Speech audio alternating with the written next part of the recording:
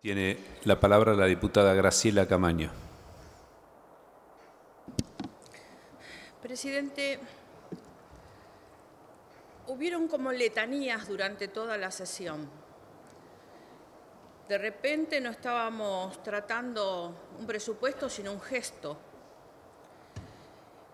Y hubo un silencio que hizo muchísimo ruido,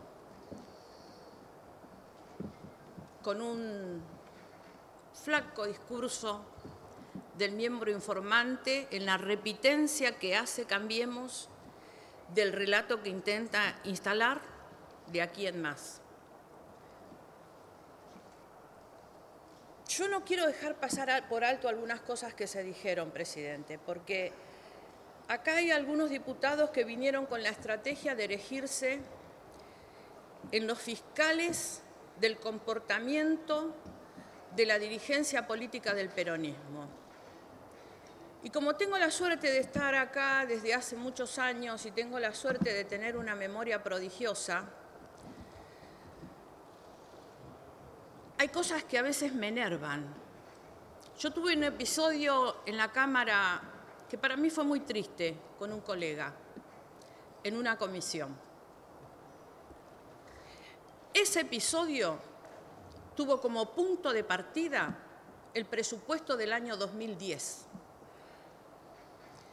que fue escandaloso el comportamiento del oficialismo de ese momento, operando de manera descarada con los diputados de la oposición para lograr el presupuesto. Así que creo que acá nadie tiene que erigirse en fiscal de nada. Y de última, cada uno será responsable de sus conductas, porque en algún momento las conductas que tenemos se revisan. Y hubo una letanía que me fastidió y la tengo que blanquear. Muchísimo me fastidió. De la misma manera que me fastidió el silencio de quienes representan a un gobierno que asumió con un discurso esperanzador. Un discurso que abundó en promesas que no se podían cumplir.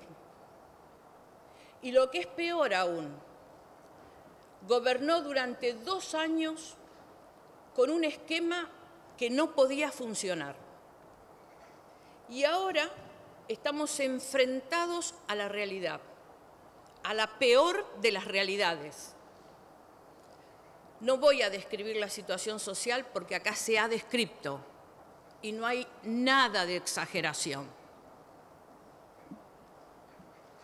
Y esto sucede, señor presidente, porque hay un momento en que se termina el relato, que se termina la fantasía, que se termina el marketing político de los consultores caros.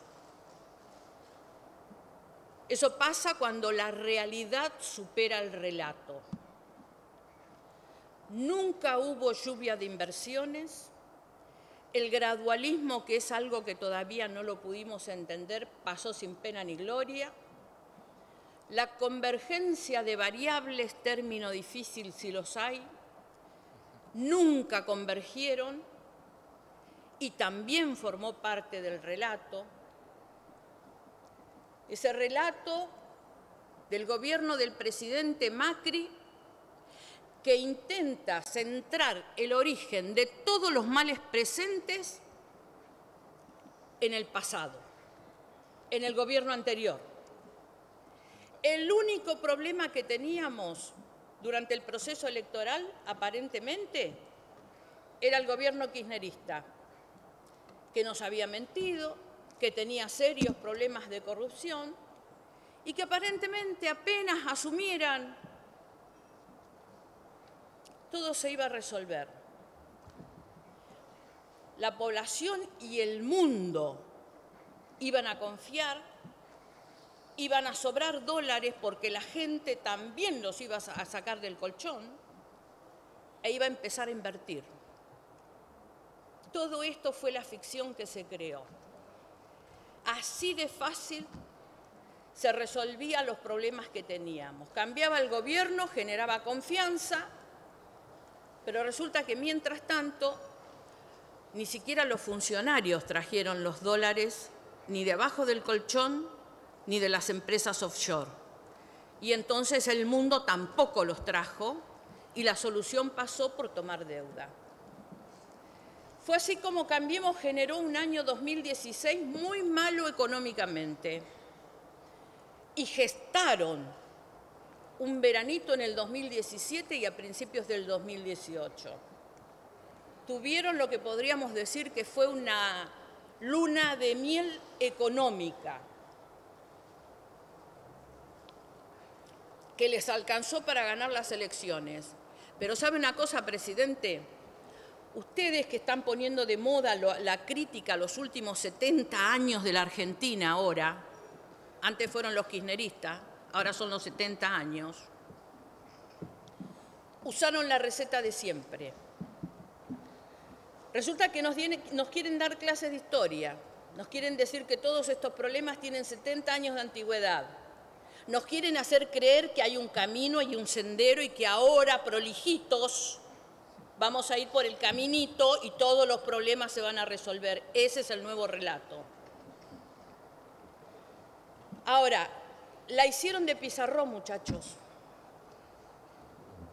Retrasaron el dólar en el año electoral, soltaron los fondos para las obras públicas, en ese momento ni mencionaron el ajuste de las tarifas, no había habido problemas de tarifa, los subsidios, nadie hablaba de ellos. Eso les alcanzó para ganar la elección de medio término. Claro, se enamoraron del modelito y supusieron que eso era andar bien. Y la verdad es que mientras las cosas andan bien, ¿para qué cambiar? El brutal endeudamiento que estaban contrayendo les daba los fondos para sostener enormes déficits fiscal y comercial.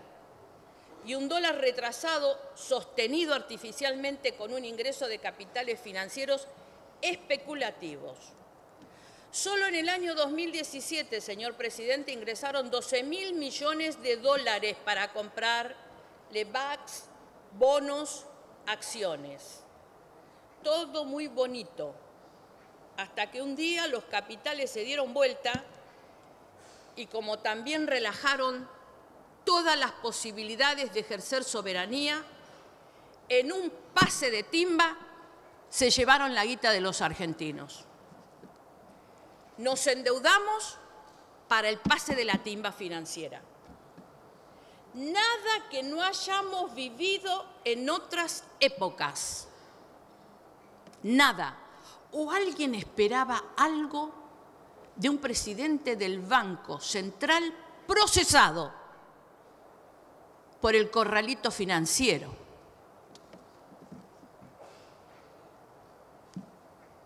Y justamente, señor presidente, este gobierno que se nos presentó y se nos presenta como el cambio cultural, no vino más que a repetir viejos errores. El resultado nefasto para los argentinos ya lo conocemos. Fiesta financiera mientras dure. La lluvia de inversiones virtuosas de extranjeros o de argentinos nunca apareció.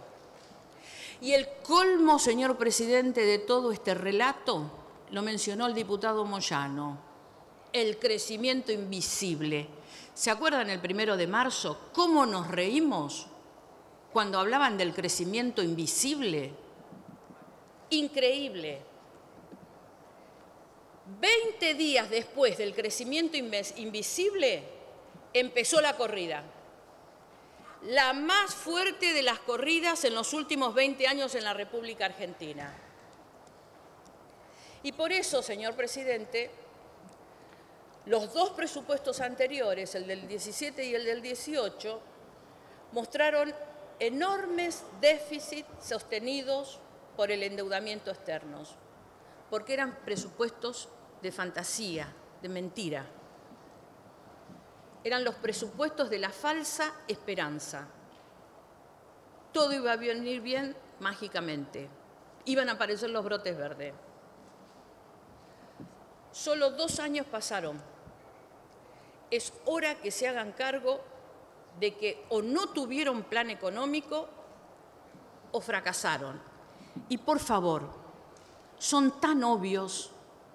Déjense de construir el relato, presidente. Déjense los dirigentes políticos que se sientan ahí a ser tuiteros de Durán Barba. Dan vergüenza ajena. Es simplemente seguir la lógica. ¿Por qué vamos a votar en contra el bloque del Frente Renovador del presupuesto? Miren, por varios motivos. Primero, porque lo del déficit cero es una mentira. Es un falso mito que intentó explicar el miembro informante y quedó en una borrasca.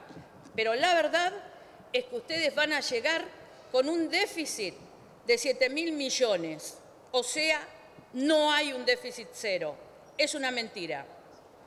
Pero además, o sea que lo de la prolijidad es ficticia. Pero además, este presupuesto, ¿qué nos trae? Más aumento de tarifas, fundamentalmente del transporte urbano, además de los servicios públicos, más recesión, lo dicen ustedes, no lo digo yo, porque en todo el año 2019 van a crecer al 0,5 más el decrecimiento de este año, más recesión, mucha inflación, porque la verdad contentarnos con un promedio de 34 en el 19, en el mejor de los escenarios, es no entender qué pasa con la inflación. Más impuestos, porque además de la retención a las exportaciones que inventaron, ahora también vienen con el impuesto a los bienes personales para las clases medias, menos obra pública, la obra pública es la partida que más sufre el ajuste, mucho más pago de intereses de la deuda, que es la contracara del déficit cero.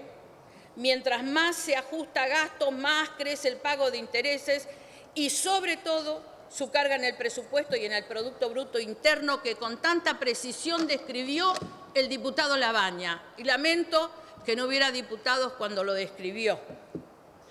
O sea, señor presidente, que si todo sale como ustedes dicen en el presupuesto que va a salir y no sale peor, todos los indicadores nos dan la pauta de que vamos a estar peor que en el año 2015.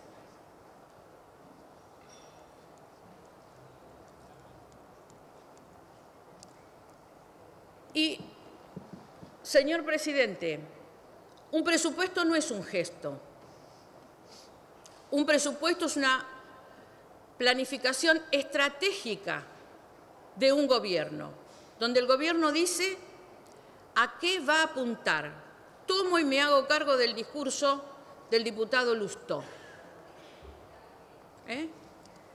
Para decir, por ejemplo, algunas cosas que tienen que ver con este presupuesto. Porque ese presupuesto, señor presidente, no perjudica a todos.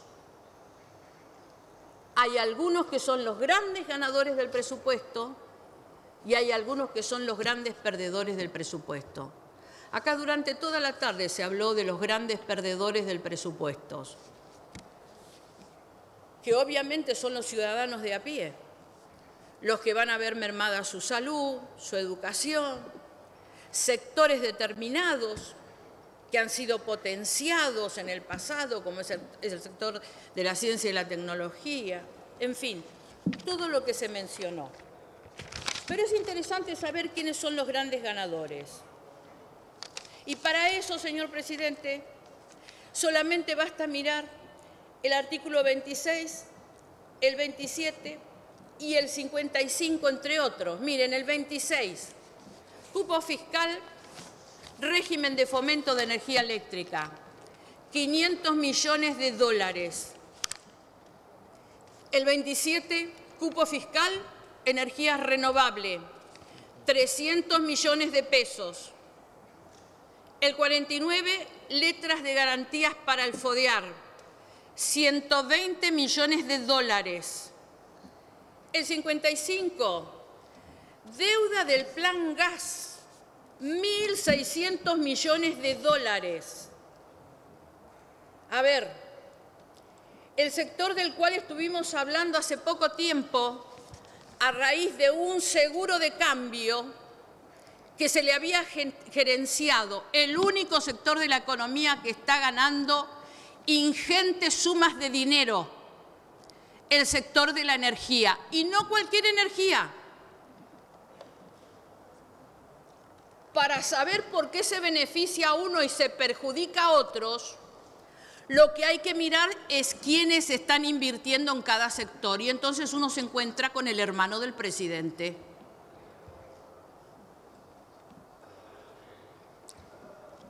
Lo siento, parecería ser que se cierran los negocios empresariales en Balcarce 50. Hay un fideicomiso fantasma en el artículo 60 que lo va a manejar el jefe de gabinete. Espero que cuando le preguntemos qué es eso, venga y nos responda y no nos evada la pregunta como hace siempre. El famoso artículo 65, el fideicomiso para los cuadernos de Centeno. Tanto que hablamos de los cuadernos de Centeno. Ah, bueno, pero a los empresarios les vamos a hacer una garantía. Les vamos a poner un fideicomiso, responsabilidad del Estado. Vamos a poner en responsabilidad del Estado la deuda que se va a contraer para que los señores sigan haciendo su negocio y después nos digan que los apretaban. Pobrecitos, los apretaban. Angelitos de Dios. ¿O alguno cree que no hay sobrecostos y sobreprecios en lo que hicieron y que no fueron precisamente a los bolsillos de los funcionarios, sino a garantizar sus ingentes ganancias? Señor presidente, el artículo 122 deja al Banco Nación con un fuerte problema de liquidez. Y este no es un tema menor. Cuando tenemos más de un 70% de costo en los créditos de las pequeñas y medianas empresas. Y no voy a dejar de plantear el problema de la provincia de Buenos Aires, porque me da vergüenza que vayan a la provincia de Buenos Aires a robarse las bancas algunos legisladores que no viven en la provincia de Buenos Aires y que no abren la boca para defender, o porque no es oficialismo, se considera que no se debe defender. A mí me admiran los diputados del interior, que no les importa quién gobierna, pero defienden los intereses de sus provincias. A mi provincia, donde yo vivo, este presupuesto le está robando 20.000 millones de pesos, porque le han licuado la inflación. El subsidio para el transporte, que le han traspasado 14.000 millones de pesos, si no lo asume mi provincia. Diputada. Cuando no se trate de un boleto interjurisdiccional, presidente, la línea 670, San Martín, de José León Suárez, donde viven los más desposeídos de mis distritos, hasta San Martín o hasta Migueletes, ese boleto le va a costar 34 pesos para ir a trabajar. 7.000 millones de pesos le sacan a mi provincia, que es dinero de los municipios. No hay un metro de agua o de cloaca nuevo. ¿Qué carajo quieren? ¿Que estalle el conurbano? Después vayan a buscar las responsabilidades. No se hagan los desentendidos, porque además hay un criterio bastante mezquino para con la provincia de Buenos Aires. A la provincia de Buenos Aires vienen todos los provincianos a buscar oportunidades y se debe tener una mirada distinta respecto a la provincia. Diputada. Mire, yo les voy a dejar una reflexión final, señor presidente. Le agradezco que usted es tan generoso. Yo le quiero preguntar qué expectativas tienen a los diputados del oficialismo. ¿Qué proyecto de país tienen en la mente? Presidente, ¿qué proyecto de país tienen en la mente? ¿Cuál es la estrategia de desarrollo nacional? ¿Cuáles van a ser las fuentes de riquezas que nos permitan crecer, además de ajustar? ¿Para qué quieren, señor presidente, seguir teniendo estrategia y pensar en 4 años más de gobiernos? ¿Para qué quieren hacer eso? Porque la verdad, muchachos, el globito amarillo se les pinchó. Gracias, señora diputada.